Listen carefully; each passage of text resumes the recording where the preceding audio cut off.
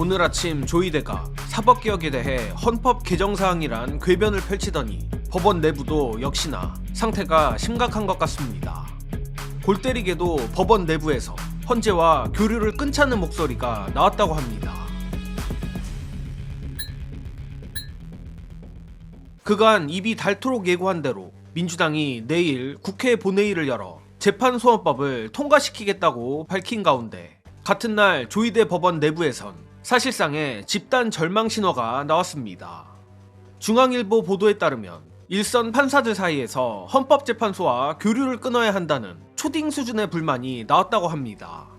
쉽게 말해 법원으로선 위헌 소지가 있는 재판소원법을 지원할 수 없다는 것입니다. 그러나 문제는 이러한 법원의 유치한 불만이 단순 불만에서 그치는 것이 아니라 실제 구체적인 행동 방법으로까지 이어지고 있다는 것인데, 무려 현재 법관들 사이에서는 헌재의 판사 파견을 중단하고 파견 중인 판사들을 철수시키는 조치를 취하자는 얘기들이 나오고 있다고 합니다. 다만 결론부터 말하자면 법원의 폐악질은 헌재를 일시적으로 불편하게 만들 수는 있으나 재판소원법을 막는 건 딱 잘라 불가능합니다. 또한 제가 보기에 사법 분쟁 가능성 때문에라도 쫄보 그 자체인 판사들이 실제 행동에까지 나서기는 어려울 것으로 생각합니다. 관련한 설명은 뒤에서 드리기로 하고, 깜찍하다 못해 처절하기까지 한 조희대 법원발 발악 구체적 내용 전해드리겠습니다. 일단 앞서 말씀드렸듯이 이번 법원의 반응 중 가장 문제가 되고 분노스러운 부분은 역시 현재 법관들 사이에서 헌재의 판사 파견을 중단하고 철수하자는 얘기가 나온다는 것입니다. 참고로 법원은 헌법재판관을 보좌할 헌법연구관에 법관을 파견하고 있는데, 현재를 기준으로 헌재에 파견 나가 있는 법관은 부장판사 1명, 평판사 8명 등 9명이라고 합니다. 즉, 재판소원이 도입되면 헌재와 법원이 정면 충돌하게 될 거고, 여기에 법원 소속 판사가 투입되면 안 된다는 겁니다. 물론 애초 대다수의 역대 헌법재판관들도 법원의 법관 출신이고, 법원 법관 중에서도 헌법재판관을 꿈꾸는 법관이 적지 않을 텐데, 과문한 저로선 솔직히 법원이 무슨 헛논리를 펼치는 건지 모르겠습니다.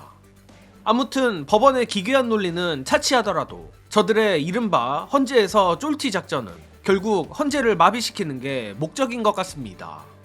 특히 보도에 따르면 법관이 헌재에 파견을 가면 가장 어려운 보직을 맡는다는 말이 있을 정도로 파견 법관은 헌재 결정문 초안 작성 등 핵심 업무를 맡는다고 합니다. 따라서 헌법연구관에서 판사가 빠지면 헌재는 심각한 타격을 입는다는 것입니다. 그러나 저는 이 지점 때문에 오히려 파견 법관들이 그저 가만히 있을 수밖에 없다고 보는데, 법원이 재판소원 도입을 저지 또는 방해하기 위해 파견 법관 철수라는 조직적 행동으로서 헌재의 기능을 마비시키는 건 일종의 직권남용 및 업무방해가 될 일말의 여지가 있습니다. 물론 법원 입장에서 이 악물고 그저 적법한 인사권을 행사한 것뿐이라고 하면 어쩔 수 없습니다만, 적어도 사법적인 분쟁 가능성이 미약하게나마 있다는 것이 관건입니다. 게다가 법적 문제를 떠나 내년이면 집에 갈 조희대 위한답시고 파견 법관들이 굳이 이런 무리수에 동참한다? 저라면 그런 도박은 안 하겠습니다. 그리고 무엇보다 이런 유치한 장난을 파괴할 방법이 존재한다는 게 법원으로선 치명적입니다. 예컨대 시간은 걸리겠지만 국회가 입법으로 헌재 연구관 구성 파견을 법률로 명문화한다랄지, 헌재 내부 방침을 수정해 헌법연구관에 판사 출신 변호사 및 외부 헌법학자들을 계약직으로 앉히면 되기 때문입니다. 그래서 정리하자면 법원의 헌재를 향한 작금의 협박은 헌재 공포증이라 보는 게 정확하다고 생각합니다. 그리고 법원의 헌재 공포증에서 비롯된 치졸함은 여기서 끝나지 않는데, 법원 내부에선 법원 행정처에서 실시하는 각종 연구회에 헌법재판소 소속이 오는 것도 막아야 한다고 주장하고 있다 합니다. 특히 재경지법 모 부장판사는 법 해석과 실무 적용 사례에 대한 헌재와 법원 간 네트워킹을 끊어 헌재의 위헌적 조치에 대한 어떠한 간접적 지원도 막아야 한다라고까지 말했다고 합니다. 저는 살다 헌법재판소가 하는 일이 위헌이라고 하는 골 때리는 말은 처음 봤습니다. 이것만 봐도 재판소원법을 반드시 통과시켜야만 하는 이유가 충분해진 것 같은데, 단순히 법원이 오만해서가 아니라 국민의 권리 구제를 위해서라도 저로선 재판소원법이 무조건 필요하다고 생각합니다. 관련해 대법원이 재판소원법에 왜 이렇게 경기를 일으키는지 영상으로 보시고 오겠습니다.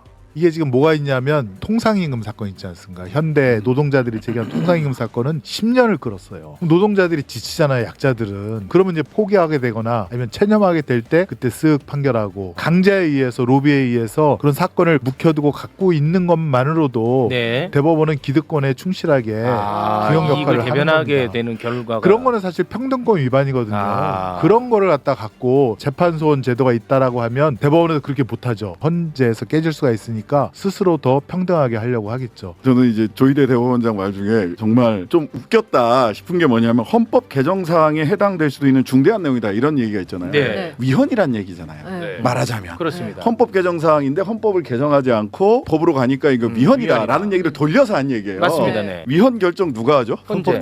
그럼 헌재가 이거 위헌 결정 하겠어요? 안 재판소원에 하죠. 대해서 헌재는 일관되게 이건 합헌이고 필요하다라고 얘기해 왔어요. 계속 얘기해 오고 그렇죠. 있죠. 그러니까 이거는 현실에서 아무 힘도 없는 잠꼬대 같은 얘기입니다. 영상 후반부에 신장식 의원이 말한 아무 힘도 없는 잠꼬대 같은 얘기가 조희대 법원을 가장 정확하게 설명한 것 같습니다. 즉, 앞서 길게 설명한 것도 결국 헌재를 막을 방법이 없으니 어떻게든 협박을 통해 헌재 공포증을 부정하는 것일 뿐이고, 그에 따른 모든 헛소리가 아무 힘도 없는 잠꼬대 같은 얘기라는 것에 저는 강력히 동의합니다. 그래서 더더욱 민주당이 법원의 잠꼬대에 일일이 대응하지 않았으면 합니다. 안 그래도 조희대가 이제 와서 논의, 숙고 이런 말들을 하던데, 재판소원 얘기가 나온 지가 수십 년이고 본격적으로 나온 지는 반년도 한참 넘었습니다. 결국 자기들이 원하는 결론이 나올 때까지 논의하자는 말이나 다름없습니다. 따라서 절대 저들의 잠꼬대 신경 쓰지 말고 역사에 몇 번 없을 이 기회를 민주진영이 놓치지 않길 바랍니다. 이번 소식은 여기서 마칩니다. 영상 봐주신 여러분 감사합니다.